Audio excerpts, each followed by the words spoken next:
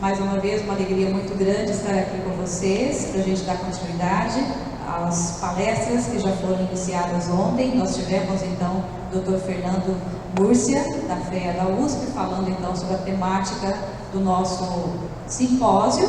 E hoje, para dar continuidade nesse mesmo assunto, nós temos aqui uma mesa redonda, e nós temos a gratidão e a alegria de estar aqui uma ex-orientanda do professor Henrique, né, professora Joelma, que está aqui conosco, né, nossa vizinha além fronteira, e eu gostaria de chamá-la para integrar aqui a nossa mesa.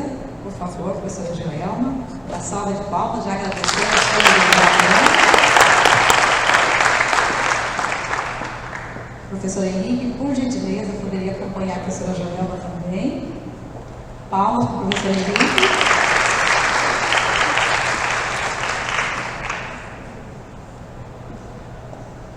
Então, nesse momento, eu também gostaria de pedir ao professor Henrique que fizesse as honras da casa aqui, anunciando quem é a professora Joelma, ele que tão bem conhece ela, né?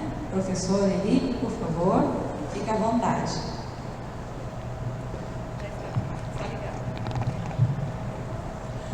Boa noite a todos. Professora Jane, boa noite. Demais colegas, professores, técnicos, acadêmicos de economia, de administração, ciências contábeis e de ciências sociais. Eu sabia que ele não falou nada. A Joelma, ela é doutoranda em Direito e Ciências Sociais na Universidade Nacional de Educação em Espanha.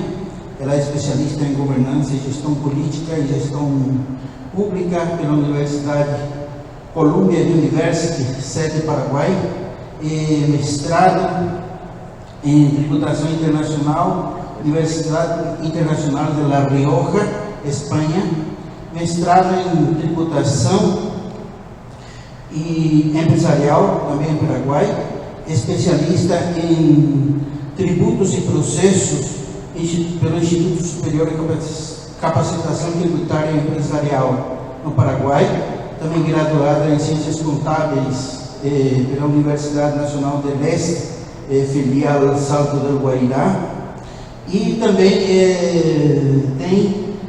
também é técnica em contabilidade, tá? Ou seja, que a gente chama de sangue puro, né? Então, vamos ouvir hoje a Joelma, tá? Agradeço sua vinda aqui, nos prestigiar nesse evento, dos colegas da contabilidade, tá? Eu sempre brinco com a professora Cida e demais colegas, tá? Lá a gente não é concorrente, tá? Nem a administração, ciência contábil, nem a economia, tá? A gente é um curso complementar. Sempre fala na sala de aula de todos os colegas, né? Aí você percebeu na higiene corporal como é que eles estavam tratando, né? Então é esse conhecimento que é interessante a gente democratizar para todo mundo, tá? E ter abrangência maior para que aquela questão, né? Todo mundo, a gente cresce junto. Acho que isso que é interessante. Então, sem mais delongas, vamos ao principal, a fala da Joelma. Boa noite aos organizadores desse evento, meus parabéns. Minha gratidão ao professor Henrique, que me conhece desde jovem, né? Não que eu seja assim meia velhinha, mas vou metade para frente, né? A professora Jane, a Lohana, a Vanessa e a professora Cida, pelo convite, muito obrigado. Me sinto em casa e me sinto uma atriz aqui nesse cenário tão bonito.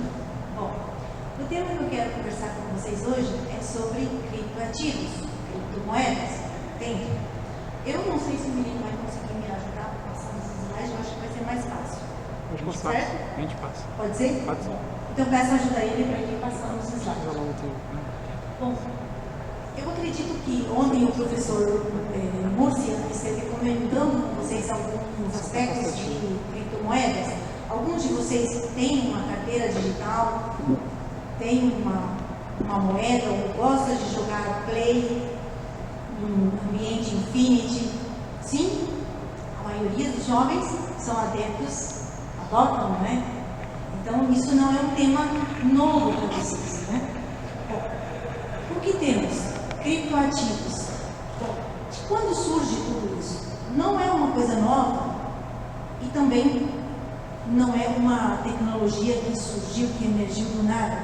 Isso já se vinha tratando já desde os anos, desde a década de 90, quando um grupo de pesquisadores procurava uma alternativa para um sistema de pago descentralizado e que primasse também a privacidade.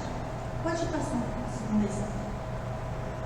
Então, o que é criptoativo? Em 2008, com o escalar da crise financeira, surge ali, semanas depois da quebra do banco, tão famoso Lehman Brothers, o protocolo Bitcoin. Então, desde então, surge a ideia de um mecanismo de pago descentralizado. Uma moeda? Não, mas é um meio de pago descentralizado que busca a privacidade. Por quê? Nesse exato momento se perdeu um pouco da confiança que se tinha no sistema financeiro centralizado. Então nós temos, mas o que é o Bitcoin, o que é o Ethereum? Depois desse protocolo que é aberto, foram se criando várias outras criptomoedas. Não, ele não tem um valor intrínseco.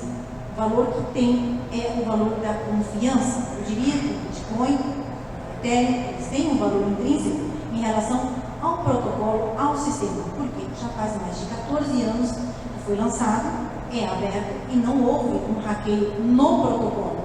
Os problemas acontecem nos terceiros de confiança, mas não no protocolo em si. Então, com essa criptomoeda, o que podemos fazer? Podemos pagar bens, serviços, mas ela não tem um valor em si próprio, como é o dinheiro que nós estamos acostumados, o dinheiro fiduciário. R$1 é sempre R$1, $1 é sempre $1. Um Bitcoin, depende, cada segundo muda. Outra questão, quando nós vamos ao supermercado, nós não encontramos os preços das coisas taxados em criptomoedas, nem Bitcoin, nem Ethereum. Está lá em reais, dólares, permis, está em relação à moeda de curso legal daquele país. Mas, se nós procurar como um meio de reserva, podemos obter, porque nós, através das nossas senhas públicas e privadas, através de um acesso à internet, podemos comprar criptomoedas, deixar lá e ter como uma reserva. Enfim, não pode ser considerado um dinheiro, não pode ser considerado como uma moeda, porque ele não cumpre com todas as funções que se espera de uma moeda de curso legal, que é exatamente a unidade de medida. Pode passar assim. A característica desses criptoativos, primeiro, eles são um protocolo descentralizado. Não tem um organismo que controla o Bitcoin, não tem um organismo que controla o Ethereum. É aberto. Satoshi, o pseudônimo, criou o protocolo Bitcoin, que se chamou Satoshi Nakamoto. Ele não precisou de uma autorização de um banco central para publicar esse protocolo. E você que quer se aderir, habilitar uma carteira digital, não precisamos de uma autorização. Então é descentralizado.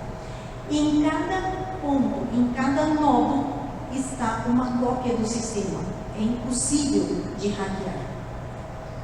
Como se operam as transações? As transações são entre pares. Eu tenho, através de duas chaves, uma pública e uma privada. A chave pública, ela é semelhante ao nosso correio eletrônico. Eu posso colocar ali o meu correio eletrônico.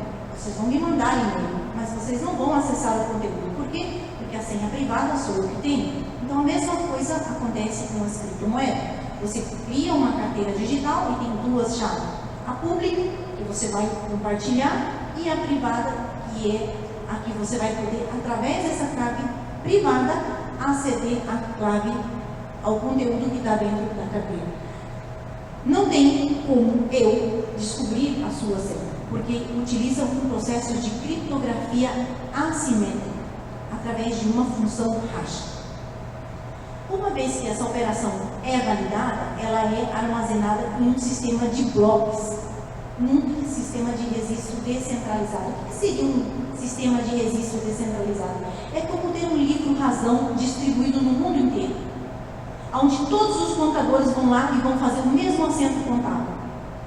Deu para imaginar? Seria fácil fazer uma retificação desse assento contábil, fazer uma reversão? Porque eu vou estar de acordo e talvez 90% não estariam de acordo. Essa é a lógica da blockchain, que é um sistema de registro descentralizado. Como operamos? O João, o Bernardo, quer mandar para a Alice R$100. E ele tem a senha privada, chave privada. Ele vai mandar mensagem para a Alice com os R$100 e vai encriptar a mensagem com a senha pública da Alice. Uma vez que encriptou essa informação através dessa função hash 256, esse processo cria um código alfanumérico que só a Alice vai poder decifrar, desencriptar essa informação através da senha privada dela. Mas esse processo, antes de ir para a carteira digital da Alice, ele vai passar por um processo de validação, que esses outros menininhos que estão ali, que se chamam os mineiros ou validadores. E uma vez que esse validar e aprovar a transação, essa operação é confirmada. Então, pode passar a seguinte? Não sei se eu posso. Pode passar para mim? Uma vez que a informação foi validada pelos mineiros ou validadores, então se cria um novo bloco na cadeia. Cada bloco contém 1 megabyte e leva um termo, falando do protocolo Bitcoin, e leva em termos de 10 minutos para ser confirmada criado esse novo bloco. Nesse bloco não tem uma transação, tem várias, até alcançar 1 megabyte.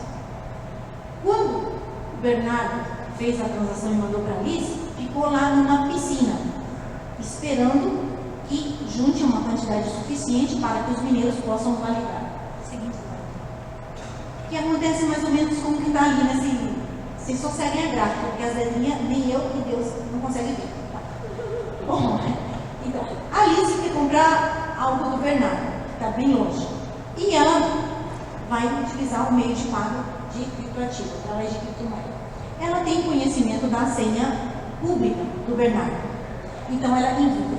Essa operação chega numa piscina, onde, conformando o bloco, uma quantidade de 1 mega, vai passar por um processo de validação, que são os mineiros ou validadores. Uma vez que esses validadores, através de um cômputo matemático, resolvem uma questão que o próprio sistema cria um acertijo, charada, mata uma charada. Então, esse é o mineiro que conseguiu validar o bloco e vai inserir ele na cadeia. Então, ele, como recompensa, ele tem uma quantidade de Bitcoin ou de Ether ou de Monero, Solana, dependendo da criptomoeda que ele tem. E aí, nesse caso, o garoto lá, o Bernardo, recebeu as criptomoedas. Os blocos são confirmados e são irreversíveis a partir da 6ª operação. E para que haja modificação, mais de 51% de todos os validadores têm que estar de acordo para refazer a informação de um bloco anterior. Digamos que estamos ali no bloco número 42, e quando chega no bloco número 46 quer se mudar a informação, ou perdão, no bloco 46, no 41 quer mudar a informação, vai ter que mudar a informação de todos os blocos na sequência. E para que isso aconteça, é o que se chama de uma fork, que todos têm que estar de acordo. Se não está de acordo, então quebra-se a cadeia, o que não aconteceu ainda. Pode passar assim. Isso é para que vocês possam entender um pouquinho como que funciona. Esses mineiros ou validadores, existem 2 tipos de prova para que possa esse bloco inserir na cadeia. Temos a prova de trabalho, que se chamam, quem participa nesse sistema de prova são os chamados mineiros. Mas não tem nada a ver com ir lá escavar ouro, porque teoricamente o protocolo Bitcoin, as criptomoedas se referem a um padrão ouro, que cada vez vai ficar mais escasso, mais difícil. Isso é a parte histórica. Na verdade, requer de uma grande força computacional, bruta mesmo. E não é possível fazer validações através de processadores como esses, ou esses que temos em casa, senão que foram criadas as máquinas específicas com alta capacidade de cálculo e grande potência e um sistema de refrigeração específico para fazer essas validações. E esses grupos de gente, ou de empresas, que se chamam mineiros, consomem uma quantidade de energia de maneira ingesta. Por isso que também se critica o protocolo Bitcoin pelo consumo de energia que ele traz. Um segundo método de validação, e não é o único, é a prova de participação. Aqui não requer mais daquela grande capacidade de cálculo matemático, como é o protocolo Bitcoin. Esse é o que aconteceu agora em setembro com o Ethereum. Ele tinha um processo de validação por mineria e agora passa por um stake, que é o processo de participação. Ali se requer que os validadores tenham como mínimo 32 moedas, bloqueiem essas moedas por um determinado período de tempo e o sistema tem uma fórmula que, entre todos aqueles que se alistaram para fazer esse processo de validação, vai ser sorteado um. E como é o sorteio? O sorteio é em função da quantidade que eu tenho bloqueadas e do tempo. E uma vez que eu sou sorteado, eu tenho que fazer o processo de validação. Concluir o processo. Antes de inserir na rede, os outros validadores vão auditar se a validação é correta. Em caso seja errônea, esse bloco não é inserido na rede e se escolhe outro validador. O que acontece com esse que validou? Ele vai perder a aposta dele, porque isso está baseado no sistema de aposta. Então, é uma forma de não atacar a rede. Ou seja, ele trabalha em cima da teoria do jogo. Se eu tenho que jogar sempre a favor do meu time, para que eu não perca, porque se eu jogar contra, eu sou o primeiro perdedor. Bom, e agora, para esclarecer um pouquinho mais a distinção entre criptomoedas e dinheiro digital. Porque dá aquela impressão, mas o que são os Bitcoin, Ethereum? É um dinheiro digital? Não é um dinheiro digital. Por quê? Porque essas criptos, elas não dependem de um controle estatal. Não estão relacionadas a nenhum banco central de nenhuma parte do mundo adotam as criptomoedas ou interferem no processo de criptomoedas. São totalmente descentralizadas também. Não existe um ente que está lá regulando como elas operam. Não admitem censura. O que é isso? Que não se pode falsificar. Não se pode roubar, a não ser se eu tenho a tua senha privada e aí eu vou me apoderar da tua wallet. Mas não se pode falsificar.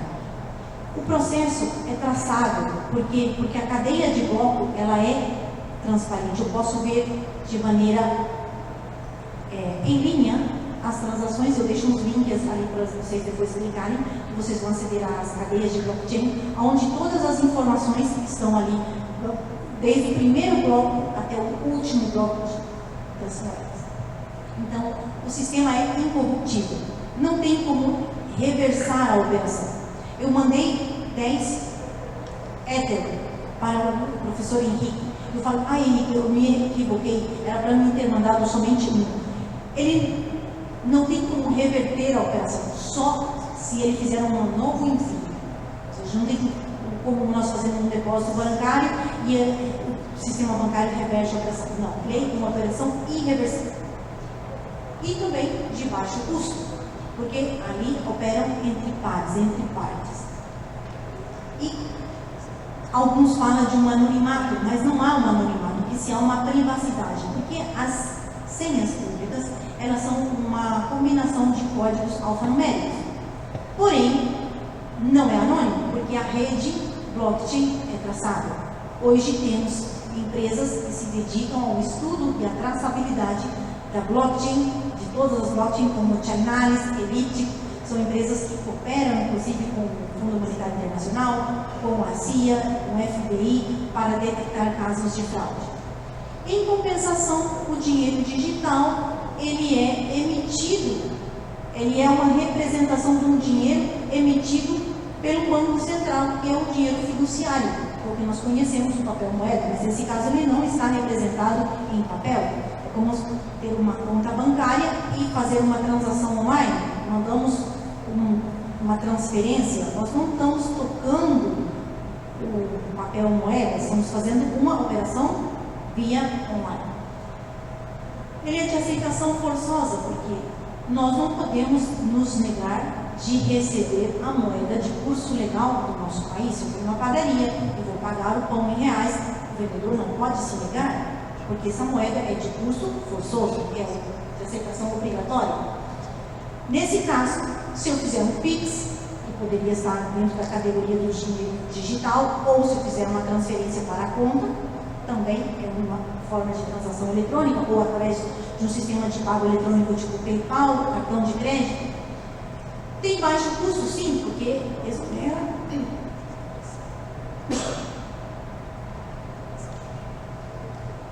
Perdão, gente.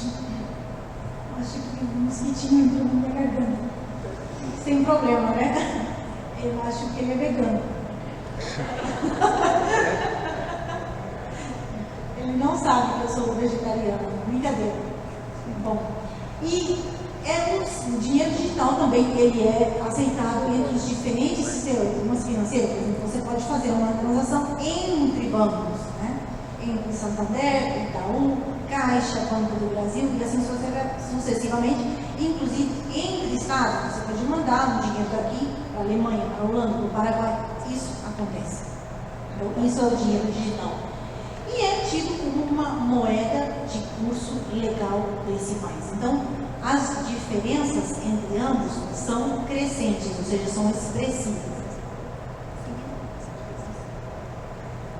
Mas ainda podemos sinalizar mais algumas diferenças. Por exemplo, as moedas digitais, ou seja, as criptomoedas, que não são as moedas digitais, que são as emitidas pelos bancos centrais, elas não têm curso legal, ou seja, nem tem um respaldo de nenhum banco central. Nenhum banco central, exceto de El Salvador e aquele país africano que adotou como moeda de curso legal, os demais não. Mas veja que nesses estados adotaram Bitcoin. Então, se chegar uma operação com Ethereum, não é moeda de curso legal. Ela tem uma alta volatilidade. É volatilidade mesmo. Eu pensei que tinha um outro termo em português. Oscila demais o preço. Se vocês entrarem agora no CoinMarketCap, que é uma das plataformas que anuncia os preços, cada segundo muda. Então, mas o real é sempre R$1. E esse Bitcoin toda hora, esse Ethereum muda, esse Solana muda, esse Cardano muda. Então, ela tem uma extrema volatilidade, oscila demais. Não tem uma garantia cambiária, nem eu não tenho uma garantia que eu vou ter um Bitcoin e vou trocar ele por R$1, por R$1, R$2, R$50. Isso está entre a livre oferta e demanda, o que não acontece se eu tenho $100 e eu chego numa casa de câmbio.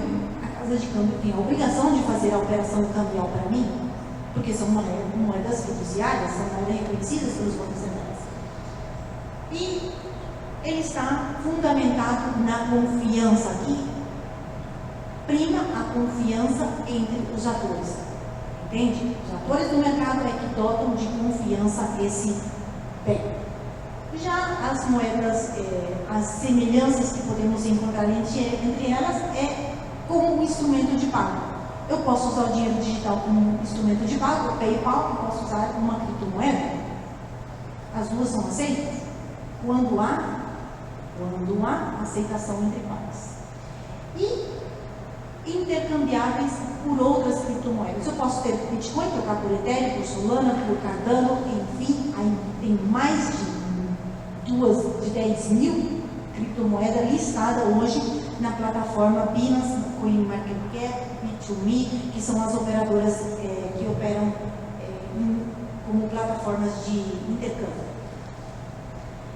Passando um pouquinho agora já para a natureza jurídica. De acordo com o Código Civil Brasileiro, no artigo 887 ao 926, essas criptomoedas, criptoativos se caracterizam como um bem digital imaterial, um bem incorpóreo, e que com eles se pode dar as operações de intercâmbio de bens ou serviços. Ou seja, eu tenho um Bitcoin e posso comprar um apartamento da senhora que estava aqui, da Corpal, se ela querer vender. Então, o que nós vamos estar ali fazendo? Eu e a Corpal. Eu quero pagar através de Bitcoin, porque eu não tenho conta aqui no Brasil, vai ser muito difícil para mim fazer uma transferência interbancária. Então, ela vai me passar a wallet dela, o endereço. Então, nós estaríamos aí diante de uma pergunta, porque nós estamos trocando um bem, um intangível, um bem imaterial, por um bem material. E é nisso o Código Civil Brasileiro regulamenta isso de acordo com o artigo 533. Estaríamos diante de uma figura de permuta ou escândalo, né? E desde uma perspectiva financeira, o Banco Central Brasileiro ele tem se decantado com a instrução do Fundo Monetário Internacional em reconhecer esses criptoativos como um ativo digital e não como uma moeda. E também não como um ativo financeiro, porque um ativo financeiro requer da outra parte o reconhecimento de um passivo. E quando nós adquirimos uma criptomoeda, não temos um passivo como contraparte. Então não pode ser um instrumento financeiro. Alguma pergunta, gente? Eu vou passando e estou dando por entendido. Depois vocês vão anotando e vamos conversando mais na sequência. Seguindo. Bom, desse tanto de coisas que vocês já viram agora, criptoativos. Por que criptoativos? Há uma certa uniformidade de critérios já hoje na doutrina e também pelos pronunciamentos que o GAFI, que é o Grupo de Ação Financeira, que controla, que emite estándares sobre temas de lavagem de ativos, e também o Banco Central Europeu, também agora nós temos o Parlamento Europeu com o regulamento MiCA, que reconhece como gênero criptoativos e como espécie as classificações que vão citando de acordo à natureza e o fim que se propõe para cada uma delas. E o primeiro grupo aí nós vamos encontrar as criptomoedas ou tokens de pago, que são tipo Ethereum, Bitcoin, Solana, Cardano. Esses aí se caracterizam porque eles se emitem de uma maneira eles utilizam como sistema de base a criptografia e a blockchain. E não é possível identificar o emissor. Por mais que nós sabemos que foi Vitalik Buterin que criou, foi parte, membro do desenvolvimento do Ethereum, mas não sabemos que esse último Ethereum que foi emitido agora, quem foi que emitiu, porque existem mil ou milhões de pessoas que estão validando e estão emitindo. Então é impossível saber quem é o emissor, porque está num protocolo aberto. O mesmo acontece com o Bitcoin. Depois nós temos os tokens digitais. Os tokens digitais são aqueles que são a representação digital de um ativo, que pode ser físico ou não. Pode ser digital ou um ativo físico. Porém, o que se pode aqui é conhecer quem é o ente emissor. Nós podemos tokenizar as entradas para um evento no metaverso. Isso é um token digital. Ele é um bem que vai ser totalmente usufruído dentro da cadeia digital. Ou podemos tokenizar um empreendimento imobiliário, como esteve apresentando aqui. Como é feito isso? Através da criptografia e também do registro distribuído da blockchain. E depois nós temos os tão famosos NFTs, não sei se vocês já ouviram falar daquele macaquinho que foi vendido por não sei quantos milhões de dólares, que o Neymar comprou um e te levava estampado na camiseta. Isso é um NFT, um token não fungido.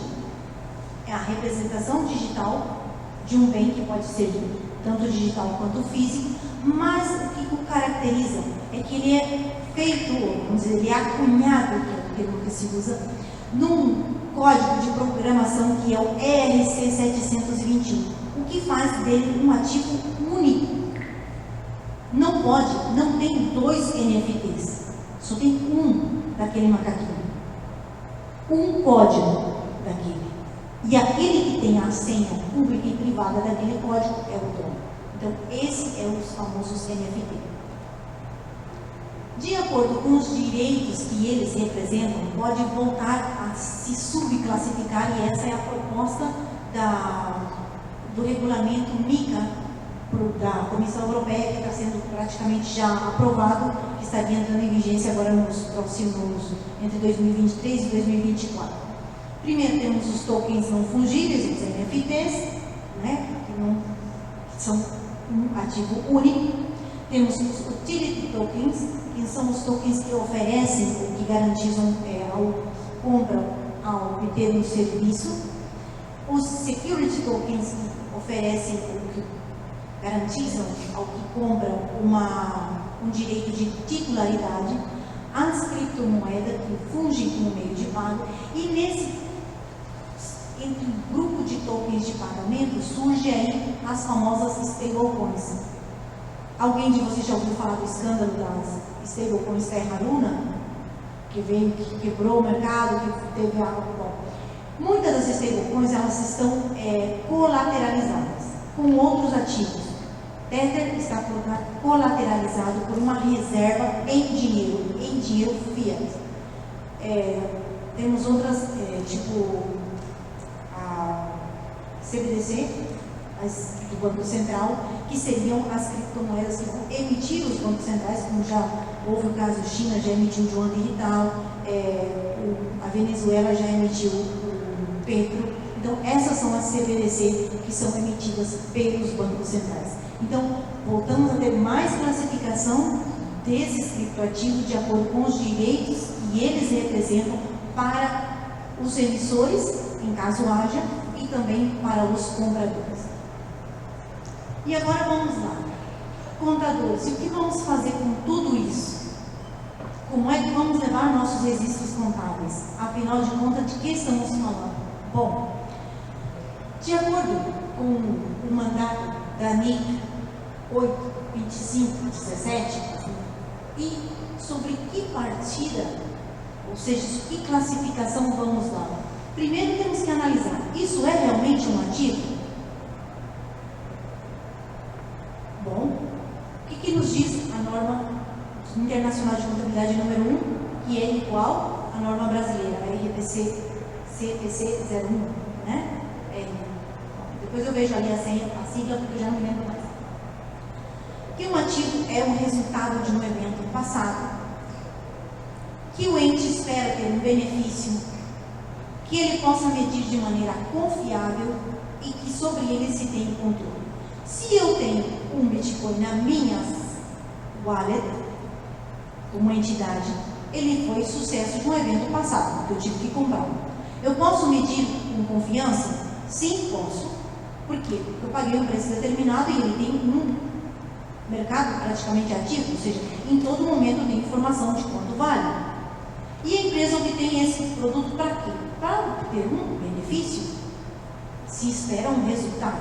Então, não nos cabe dúvida que ele é um ativo, porque ele é um bem suscetível de valor.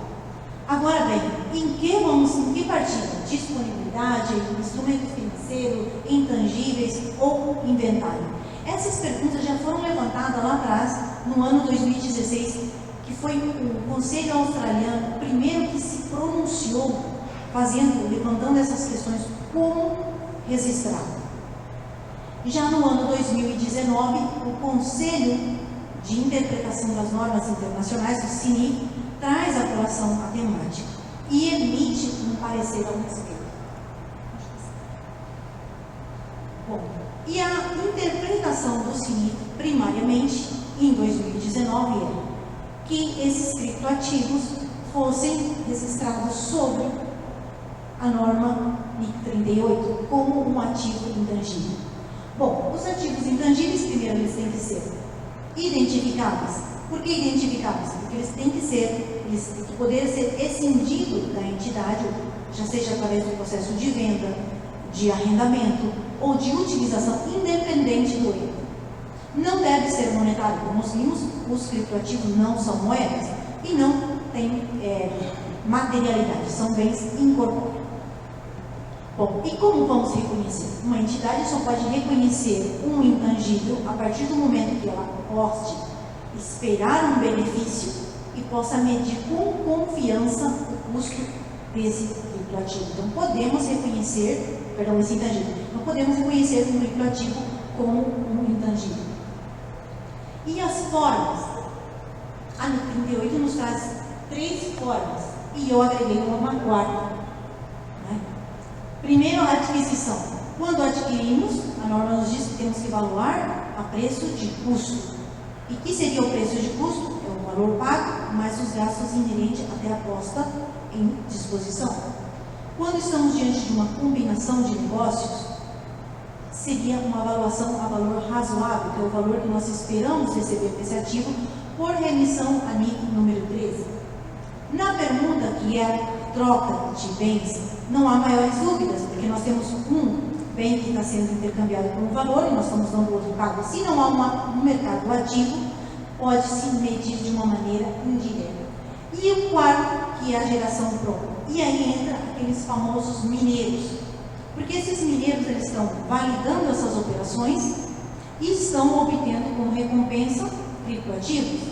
Então eles não fazem compra, eles não estão fazendo combinação de negócios e nem estão perguntando. Eles não têm um terceiro, do lado deles. Eles vão lá, baixam o protocolo da rede, conectam os aparelhos e começam a gerar. Eles não têm para quem prestar contas. Então é uma geração própria. Como revelar isso nos estados financeiros? Primeiro devemos individualizar por suas classificações, a cada classe, ou seja, se temos Bitcoin, se temos Monero, se temos Ethereum, se temos Solana, Cardano, ou seja, identificar por cada um. Devemos reconhecer as medições de valores em livros. O que significa isso? As diferenças entre saldo inicial, início da abertura e fechamento de exercício. As variações devemos computar como ingresso, como ganho ou como perda. Os ganhos seriam expressados como outros resultados integrais e as perdas como resultado do exercício. Ademais, a entidade tem a obrigação de revelar aqueles que têm uma vida útil definida. Bem sabemos que os criptoativos não têm uma vida útil definida, mas isso não significa que eles sejam infinitos, porque o Bitcoin ele tem um limite de emissão até 21 milhões. Hoje estamos em 19 milhões. E depois ele vai ser fracionado em 8 cifras de zero, 8 décimos, que seriam fracionados. O Ethereum ele tem um limite de emissão anual, que são 18 milhões de unidades. Então, aí nós teríamos que analisar se temos essa obrigação. Você passou. Bom, e também temos a obrigação de revelar aquelas partidas que têm que são mantidas para venda e aquelas que têm uma restrição. Se estamos num protocolo como Ethereum, nós tivemos que restringir, bloquear uma X quantidade para ir passar para o processo de validação. Então, aquelas que estão bloqueadas para fazer provas de participação teriam que ser reveladas de uma maneira distinta, ou seja, separada daquelas que são para vendas, daquelas que têm um bloqueio. A segunda opção que o CINIC traz, que são e é bem específica para aqueles que estão atuando como exchange, que seriam os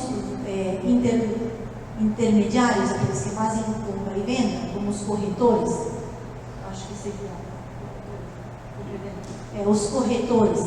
Então, para esse grupo, a interpretação do CINIF é que seja incorporada sobre a partida de inventário. Porque eles têm esse criptoativo para compra e venda. Eles compram um Ethereum, vendem Monero, ou seja, o ciclo deles seria como um corredor de bolsa. E daí nós temos o critério de medição, que deve ser a valor de custo ou VNR, valor neto de realização, o menor das partes. E se bem que a norma número 2, NIC, ela excetua o critério de medição para aqueles que são commodities, e alguns doutrinários se decantam que os criptoativos devem ser tidos como um commodity, que nesse caso deveria ser medido a VNR, valor neto de realização. O método de custo deve ser FIFO ou média ponderada. Uma vez adotado um desses métodos, tem que ser aplicado de forma consistente. E a revelar as políticas contábeis de medição e de custo. Temos que revelar os totais, as cifras totais e parciais por cada classe de criptoativos que temos, de cada criptomoeda, o valor em livros na abertura do exercício e no final do exercício, e as diferenças reveladas nas partidas que correspondem, ou seja, como incremento ou decremento. Também temos que revelar aquelas cifras que estão, como posso dizer,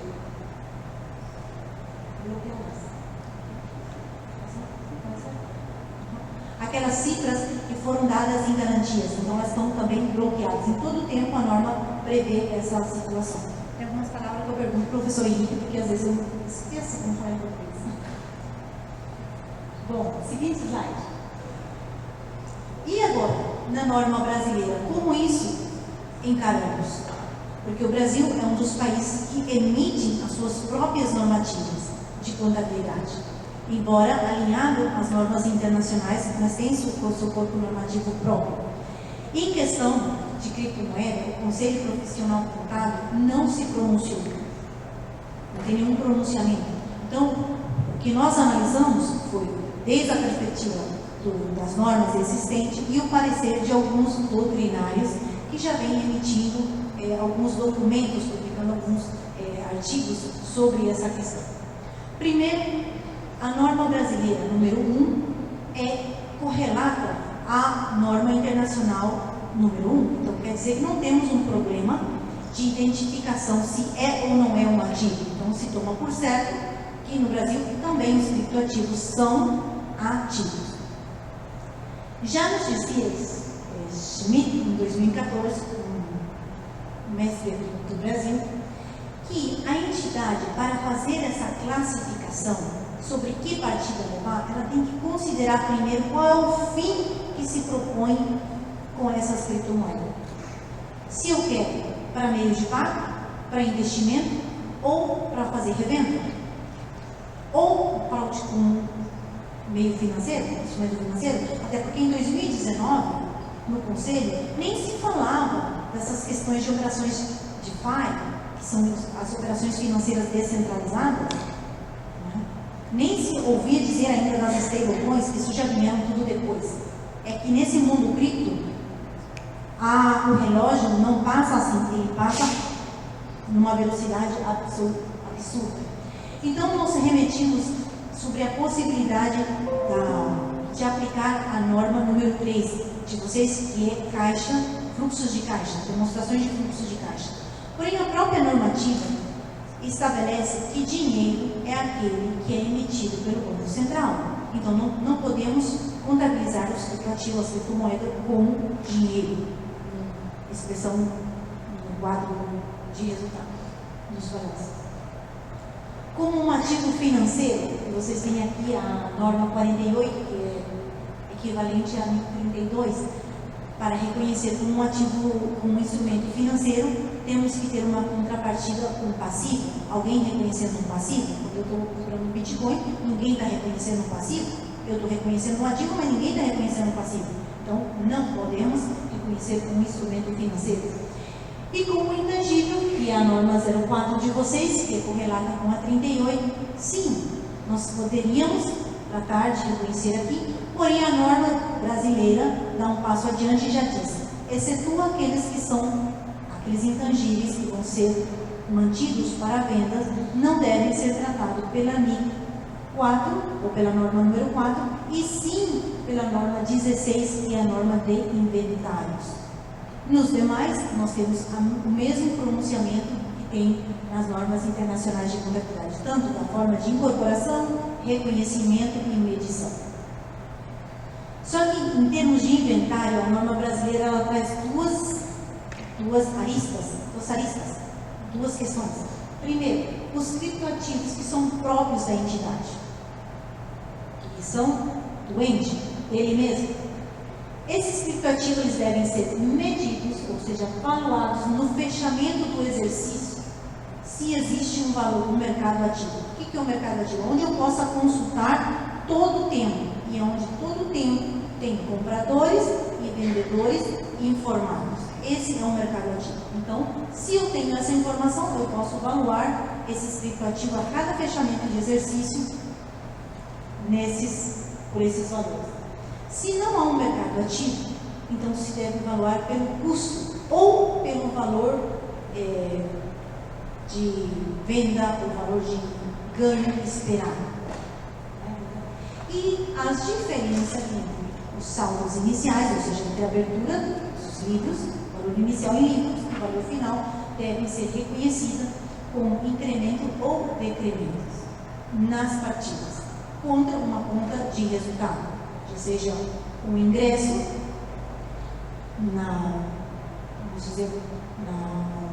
com outros ingressos integrais, que não é um ingresso operativo, ou como um prejuízo do exercício. E a seguinte arista, temos ali, é quando os criptoativos não são da entidade. Pode passar? A seguinte. Quando os criptoativos não são da entidade, vamos atrás? Esse. Que não são da entidade, mas estão alojadas em sua wallet, na minha carteira. Nesse caso, eu sou um exchange. Eu recebi criptomoedas do Henrique, mas essas criptomoedas não são minhas. Eu tenho que reconhecer um ativo e um passivo pelo mesmo valor. E em nenhum caso reconhecer o resultado de uma transação quando ela é feita por conta e ordem do cliente. O que deve reconhecer ali vai ser a comissão, os FIIs que eu recebi por transacionar, mas não reconhecer o meu, nem o resultado meu das operações que correspondem ao cliente. Mais problemas para os contadores, porque aí nós aqui fechamos uma ideia das que são criptomoeda, aqueles tokens de pago. E agora esses tokens de utilidade, de seguridade ou de segurança, o que fazer com eles? Bora lá entender um pouquinho como cada um deles funciona. É o seguinte: os security tokens, eles se identificam primeiro porque conferem ao proprietário uma titularidade de um bem. Por exemplo, essa empresa que está fazendo o apartamento, ela pode tokenizar esse investimento e eu compro um token, não compro um apartamento, eu compro um token. O que me assegura? Eu tenho o direito de participar dos benefícios dessa empresa, porque eu fui o financista. Isso se chama tokenização de ativos reais. Só que para emitir esses tipos de token, eu tenho que estar autorizado, existe um controle, ou seja, que aqui no Brasil, a Comissão Nacional de Valores e Mercados vai autorizar, escrever um white paper e ter um sistema de auditoria, porque aqui nós já estamos diante de um instrumento financeiro.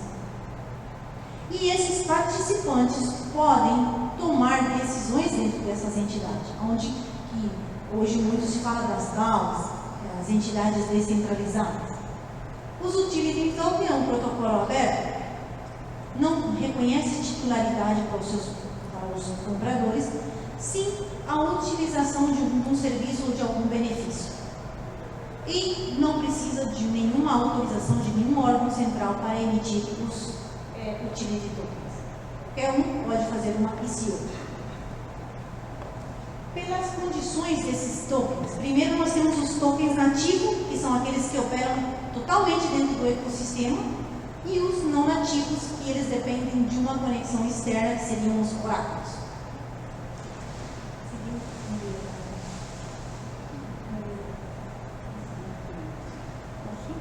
Como reconhecemos esses utility tokens? Primeiro nós temos a proposta da NIC 15, que são os contratos de clientes, que são reconhecer como um antecipo de cliente. Uma empresa quer fazer uma ICO, um lançamento inicial, para financiar uma produção de mel, de abelhas. Eu não quero ir no sistema financeiro, vai me cobrar juros, hipotecas, não sei o que, muito complicado. Faça uma ICO, ok? Cria um token e os inversionistas que acreditam nesse projeto, eles vão poder traçar todo o meu processo produtivo, porque isso vai estar registrado na blockchain e é imutável. Com isso, eu asseguro que eu vou ter o mel de qualidade, vou ter um preço que não vai estar sujeito à inflação. Então, essas seriam as vantagens de lançar um utility token. Mas eu não sou dona da produção. Eu comprei o token, eu só posso ter o direito de comprar o mel naquele preço. Isso está definido num famoso documento que se chama Smart Contract, que não é um contrato e não é inteligente, nada mais é um código de programação auto-executável. A seguinte proposta é que esses utility tokens devem ser reconhecidos no momento que há obrigação ou que haja cumprimento da obrigação. E em caso existam componentes financeiros, devem ser medidos e levados em partidas separadas, não como antecipos de cliente. A outra opção desses utility tokens é usar a NIF para PIMES, tanto na seção 11 quanto a 12. E aqui, essa NIF PIMES, ela tem uma maior abertura, porque ela permite, ou ela dá um parecer para o emissor de token reconhecer um passivo ou um instrumento de patrimônio, ou exatamente um componente de patrimônio, e o comprador reconhecer um ativo. Como medir valor neto de realização? Essa é a norma. E aqui nós tínhamos na NIF 15 um tratamento mais orientado para o emissor e não para o comprador. Já os tokens de segurança, que são aqueles que me conferem o direito de participar de uma titularidade de um bem, que é o seguinte, está seguindo?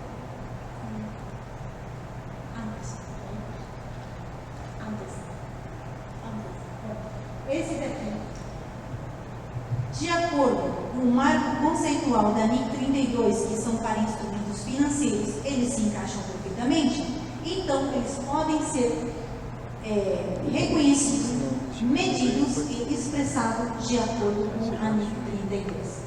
E se não há um mercado ativo para eles, ou seja, se não tem um mercado que eu possa consultar o preço de forma transparente todo o tempo, a NIC 39 se refere ao tratamento de valoração desses instrumentos financeiros. Bom, concluindo para vocês, o que nós temos? Que esses criptoativos vêm a formar parte de um novo grupo ou de um novo conjunto de bens digital. É uma realidade, tá aí. Não temos mais como negar. Que há uma uniformidade de critérios entre as doutrinas de alguns órgãos reguladores, como CAF, Banco Central Europeu, Comissão Europeia, SEC, que criptoativo é o gênero, e depois temos as espécies, como apresentamos ali nos slides anteriores, e que os estados que não se pronunciaram sobre normativas internas de reconhecimento ou de um posicionamento contábil, tendem a inclinar para adotar as recomendações feitas pelo CNIC de 2019, que seria reconhecer como um intangível ou como um inventário. Seguindo. O que eu posso concluir? Que hoje, no cenário de 2022, já indo para 2023, que de 2019 para cá as coisas mudaram e muito nessa matéria, nós sim estamos diante da necessidade de poder reconhecer alguns criptoativos como caixas, ser tratado pela NIC 7, caixa e banco, ou pela NIC 3 de vocês, norma 3. Por quê? Porque nós temos aí as stablecoins, que são moedas que elas são colateralizadas, criptomoedas colateralizadas, e que o valor delas é par a par com uma moeda fiduciária. Por exemplo, Tether é 1 a 1 em relação ao dólar. Agora, a empresa, a DAOs, tem uma bolsa americana que quer fazer uma stablecoin em euros, né, para poder operar no mercado europeu. Então, há criptomoedas que já estão em paridade com o dólar ou euro, vamos ter possivelmente. Então, essas aí sim se encaixariam de acordo com a NIC 7. Como intangível, melhorar, precisamos de uma nova visão do marco conceitual, porque nós temos criptoativos em algumas entidades que vão ter para investimento, e o sistema de valoração, de acordo com a NIC 38, pode não expressar adequadamente ou como se esperava para os usuários externos, porque nós vamos ter um valor de custo quando esse produto varia e oscila constantemente, salvo aqueles que vão ser para a venda, que tem que ser medido a valor neto de realização. Sobre a NIC 2, teríamos que ter uma nova classificação, tendo em conta que esse criptoativo não é uma mercadoria, porque mercadoria é um bem corpóreo, então deveríamos ter uma subclassificação e poder contabilizar como, de acordo com o amparo da NIC 32, aqueles que são submetidos a um mercado futuro. Por exemplo, hoje, o CME Group, temos lá um mercado de futuro para Bitcoin e para Ethereum. Então, sim, uma empresa que opera com criptoativos na Bolsa de Valores, ela pode reconhecer como um instrumento financeiro. Bom, eu quero ir finalizando por aqui, quero deixar para que vocês tenham anotadinho aí as dúvidas de vocês e espero poder ir respondendo à medida que elas vão surgindo. Porque se vamos falar de criptoativo, eu sou tão apaixonada pelo tema, gente, que eu acho que eu vou à noite. Professor Henrique, só agradecer, pedir uma salva de palmas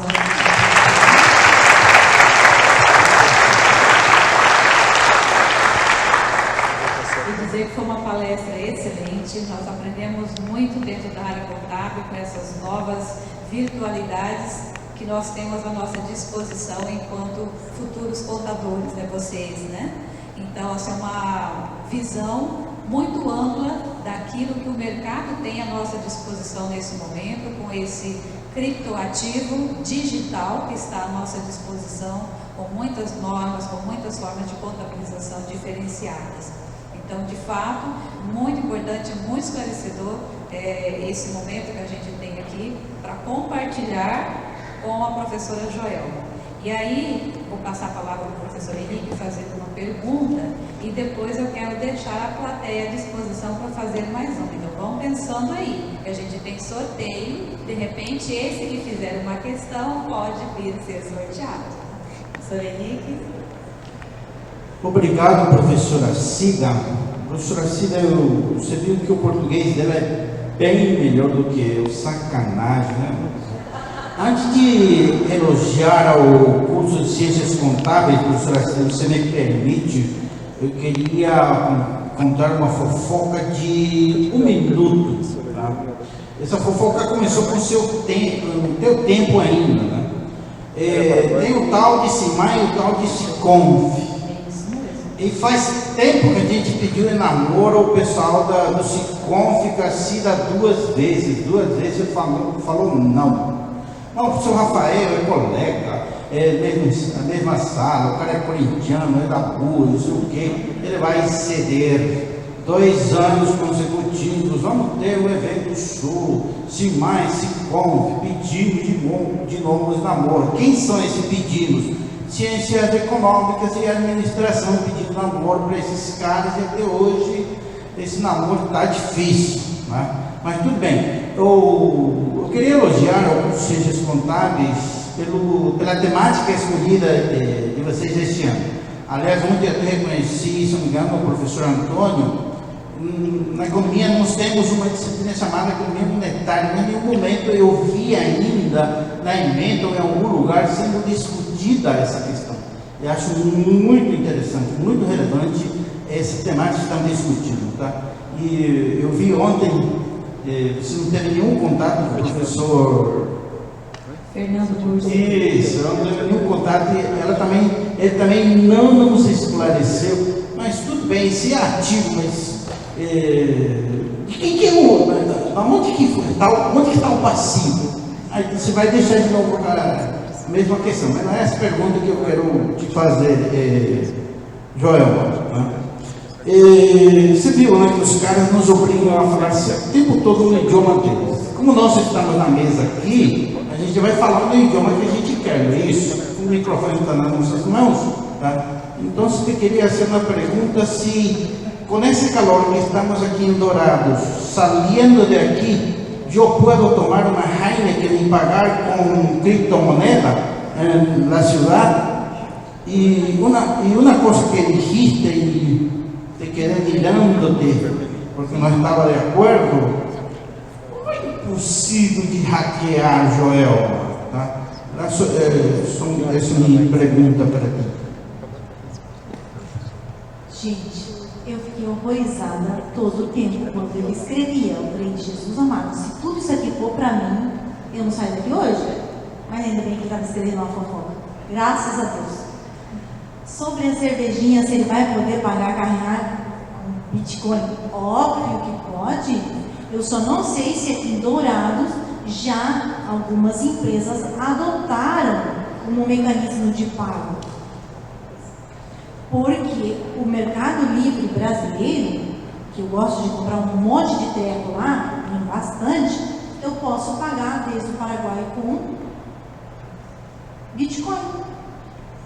Posso pagar com Ethereum, ou posso pagar com as stablecoins, com o Tether, ou também com as... Bom, a mais popular é Tether, porque a Binance também já lançou a stablecoin dela, que é a CNN, entendeu?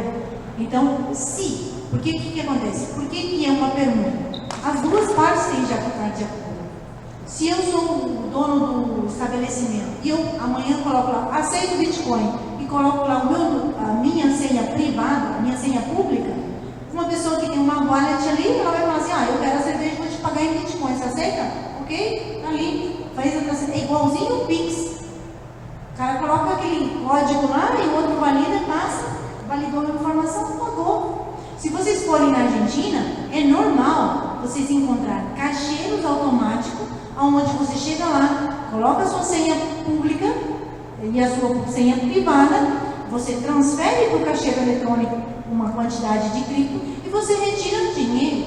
Isso aqui no Brasil também vai acontecer já com maior escala, porque já existe uma grande quantidade de caixeiros entrando no país, ou seja, sendo importado para ser instalado para dar mais fluxo a essas operatividades. Então, sim, é possível.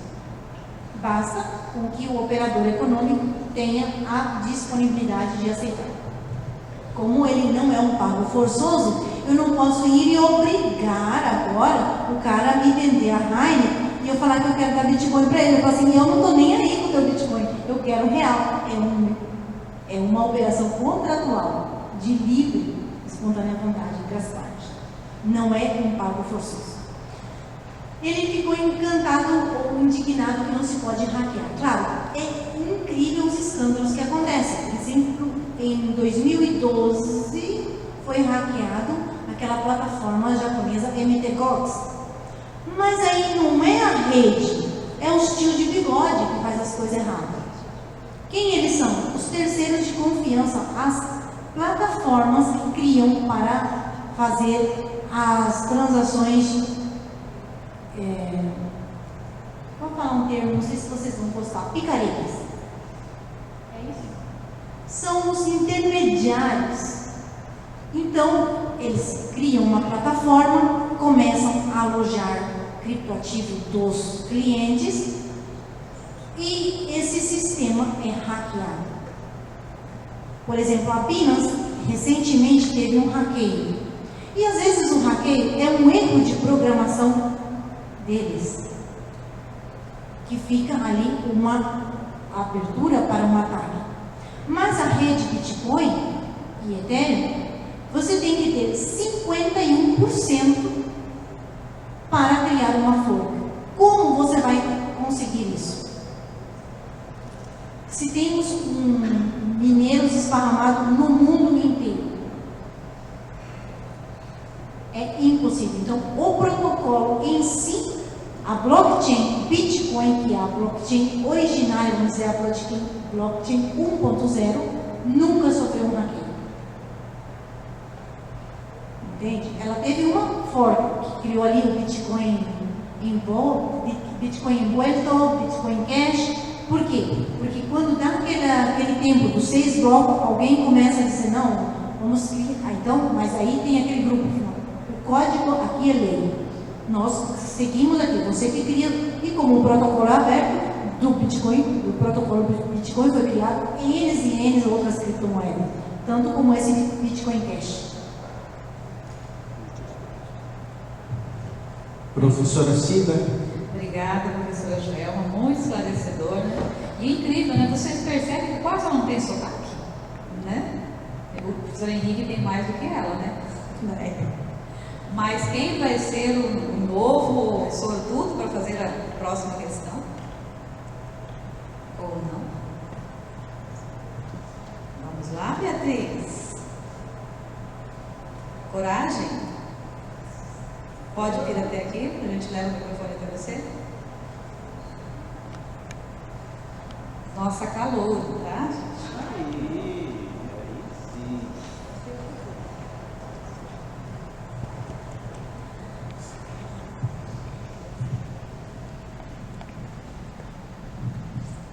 Boa noite. Pelo que eu entendi, as criptomoedas, né, elas são utilizadas através de investimentos, por exemplo, certo? E, então, com isso, elas são utilizadas a longo prazo, né? Aí eu fiquei pensando depois, é possível realizar alguma ação que seja de curto prazo? Bom, você pode ter vários propósitos com a criptomoeda. Você tem a sua carteira digital e você compra uma criptomoeda e diz, não, essa criptomoeda eu vou deixar ela lá. E ela vai se valorizando com o passar do tempo ou não. Nada te assegura. Nada ali é certo. Ou você pode ter ela e falar assim, não, eu quero comprar um Bitcoin para mim poder comprar uma entrada no metaverso do show da Madonna. Porque vai emitir tokens para um show no metaverso e a criptomoeda de pago vai ser o Bitcoin ou vai ser o Ethereum. Normalmente os tokens de pago para esses eventos são o Ethereum. Então você não está comprando para investir, você está comprando para transacionar um meio de pago. Agora você fala assim, não, eu tenho na minha wallet, eu vou comprar Solana, não é? Porque vamos dizer que eu gosto dessa moeda, um Cardano, e vou deixar lá e com o passar dos anos ela vai se valorizar e vai que aconteça que nem quando o Bitcoin começou, ele valia nada e hoje vale 85 mil reais, com tudo que está no seu pior momento, vai que tanto de dinheiro que eu ganhei aí na especulação, né? Então, o propósito é que te define como você vai classificar. Não tem nada escrito que vai ser para investimento. Na verdade, quando o Satoshi Nakamoto na verdade, os movimentos que precedem o protocolo de Satoshi Nakamoto, que esse processo de criptografia, rede de blocos distribuída, isso já vinha lá desde 1990, quando o Shawn procurava e os outros membros dos cyberpunks que queriam um sistema de pago descentralizado e que primasse a privacidade. O que o Satoshi fez? Ele acertou a receita do bolo, porque até ali ninguém tinha conseguido resolver uma questão que era evitar o duplo pago. Tipo, eu tenho um PDF e eu posso mandar esse PDF 1000 vezes para o Henrique e ele não vai se esgotar. Não, o que aconteceu aqui? Que através desse sistema de criptografia, com essas chaves, esse sistema de criptografia assimétrico, e, ademais disso, tem um selo de tempo, o que faz que não permite o duplo gasto. Eu tenho um Bitcoin e mandei o Bitcoin para o Henrique, esse eu não tenho mais, eu não tenho como mandar esse Bitcoin para você. Então, isso é essa inovação do protocolo Satoshi Nakamoto. Mas os intentos de criar uma moeda descentralizada que não era uma moeda, senão um meio de pago descentralizado, já vem lá de 1990. Me entende? Esclareci a sua pergunta? Obrigado, professora Cida. Para dar continuidade, nós gostaríamos de agradecer imensamente, professora Joelma. Nós teríamos aqui muito mais tempo em outras ocasiões para fazer essa discussão, mas temos ainda algumas outras coisas para acontecer nesse evento, que é de alunos feito por alunos para alunos. Então, eu gostaria de agradecer imensamente a sua disponibilidade e gostaria de convidá-la a vir até aqui para receber um mimo. Vanessa, por gentileza. Professor Henrique. Nossa, Eu gostaria de convidar o professor Rafael também para vir aqui, porque nós estamos dando de brinde aqui um dos livros dos nossos simpósios. O professor Rafael também é autor e gostaríamos de fazer um registro fotográfico aqui nesse momento.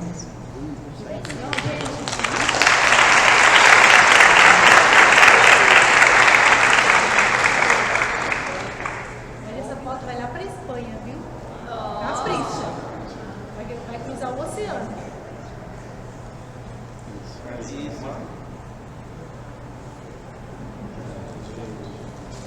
Obrigada, minha linda. Obrigada.